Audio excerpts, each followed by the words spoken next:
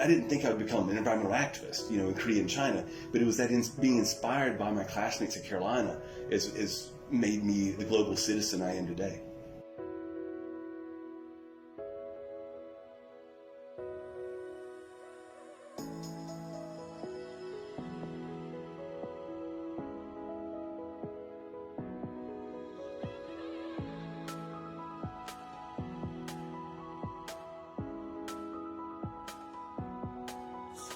So for me, I remember my grandpa always talking about how your education is not for you, it's for the world, and you have something unique about you to contribute to the world. And I was immediately captivated when I came to campus and talked to students and felt that same energy as, students were there not just for themselves and not just to get a college degree, but actually gain the skills and the experiences necessary to leave Carolina one day and then make an impact in the world. The thing that I really took away from how UNC provided education was the fact that it always focused on both global and local contexts. Even for someone like me who didn't get a chance to study abroad or travel extensively, the fact that I felt like I had access to a global platform for learning was really incredible. It's a very global institution, and it's an institution that's really geared to help its students explore and understand the world. I went there thinking I wanted to be a professor and left thinking that I wanted to be someone who would change the world. My time at UNC really was the launching pad for me in terms of, I grew up in North Carolina. I had really not traveled internationally before I came to UNC. But when I got there, I was surrounded by so many people from across the state, from across the country, and across the world who had this passion for building cross-cultural understanding. And so, through UNC Study Abroad and the chance to come to China as an undergraduate, that really changed the trajectory of my life in really every way. And so I really owe that to UNC.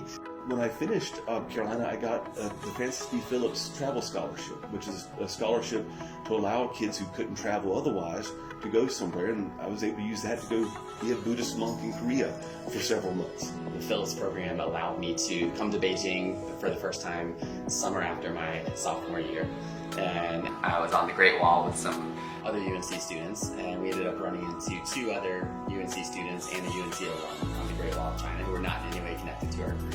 And that was the first place I really realized that, wow, the Carolina community is a global community. So many Carolina alums know that the WeChat group in China has over 500. The WeChat group for Beijing has a couple of hundred, just started a few months ago. The opportunity via WeChat to talk and banter on a daily basis, of course, especially during sports seasons, has been incredibly helpful as an expat living in China. But also the fact that we get together for game days, we get together for dinners, and we even travel together.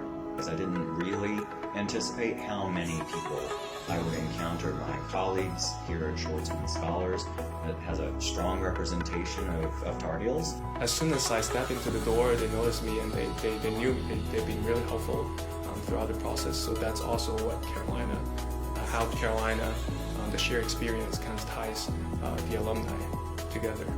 I would say to anyone who's thinking about coming to Carolina to be prepared for a mind-opening experience. It's one of the best schools in the world. It's a really tight community.